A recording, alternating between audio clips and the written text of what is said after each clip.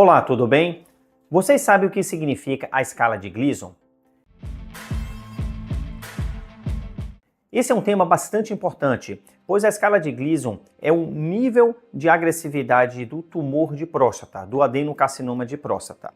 Eu digo que o Gleason ele é um dos alicerces fundamentais para dizer qual o tratamento, primeiro, se você deve tratar o paciente, e segundo, qual o tamanho da cirurgia, a complexidade da cirurgia que esse paciente deve ser submetido para tratar e até mesmo curar o câncer de próstata.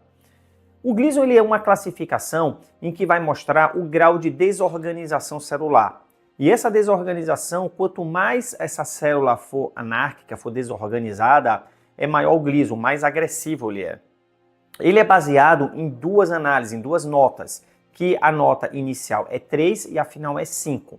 Então ele vai de 3 mais 3, que é igual a 6, até 5 mais 5 igual a 10.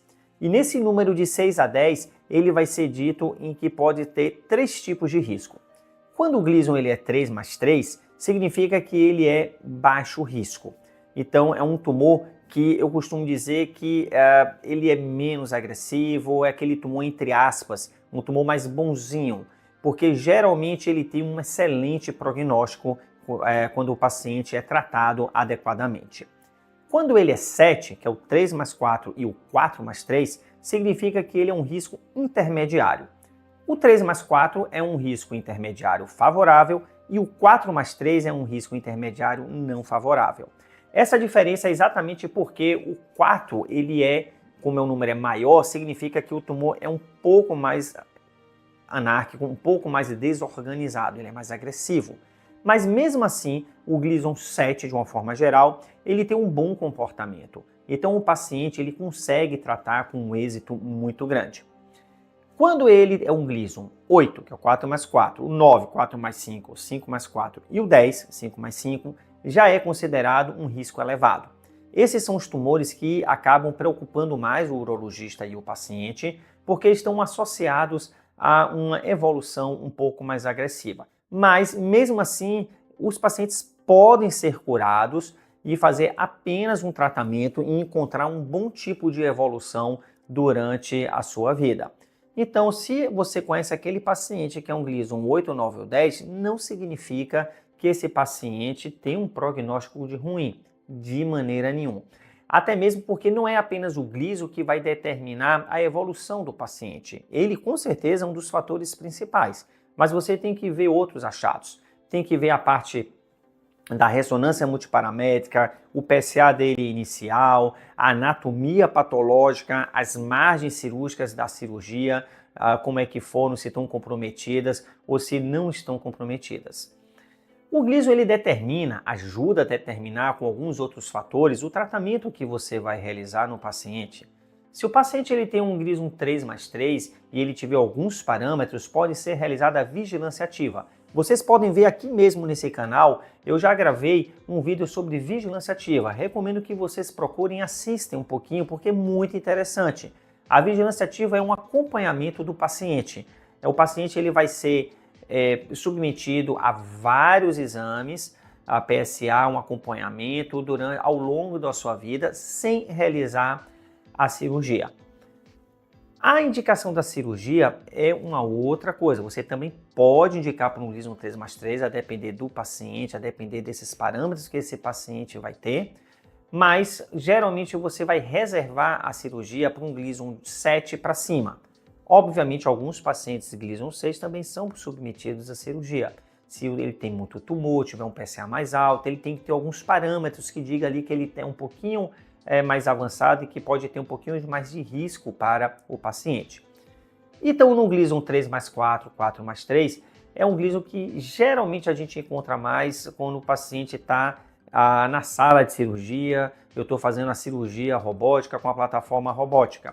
Mas é uma cirurgia que é para ser feita sempre pensando aí num tripé de solução, de meta a ser alcançada para esse paciente, que são a cura oncológica, o paciente ficar livre do tumor com a cirurgia robótica, preservar a continência urinária do paciente, uma preservação precoce, logo após a retirada da sonda. Tem vídeos falando aqui também sobre cuidados pós-operatórios no câncer de próstata, na cirurgia robótica. Vocês podem ver lá que eu vou estar falando sobre isso.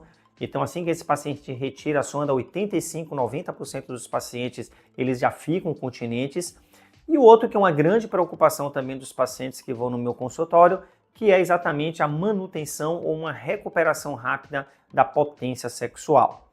Então, a gente chama isso de um resultado chamado trifecta. É o que a gente tenta ali alcançar esse tipo de meta, que é muito importante para o paciente.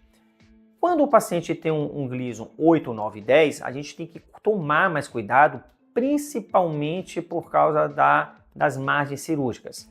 Esses pacientes automaticamente eles já têm uma possibilidade maior, de a depender da ressonância, mas de até ter 30%, 20 a 30% de margem comprometida. Você tira o tumor, resseca o tumor e esse tumor escapuliu da margem ali onde estava da próstata retirada e pode ter ficado células ao redor ainda mesmo assim. Então a ressonância ajuda na visualização disso, a própria técnica também ajuda. Existem algumas coisas, nomogramas, que são informações que você consegue calcular a possibilidade que isso pode ocorrer ou não. Caso você ache que existe uma possibilidade maior por meio desses nomogramas, aí sim você tem que fazer uma cirurgia um pouco mais ampla. Ao invés de a margem de ressecção do tumor ser muito próxima ali da próstata, você tem que ampliar um pouquinho mais. Tem que ampliar 1 centímetro, 2 centímetros. E muitas vezes nessa ampliação, infelizmente, o nervo responsável, os nervos responsáveis, que é um feixe vascular nervoso, eles podem ser seccionados e eles são exatamente responsáveis pela ereção do paciente, prejudicando muito o retorno da ereção do paciente.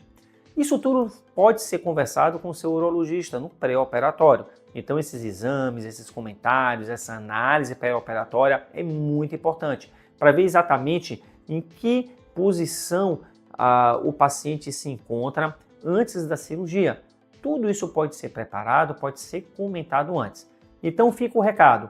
O Gleason é muito importante para vocês, tá certo? A pessoa tem que saber o que é o Gleason e converse também com o seu urologista.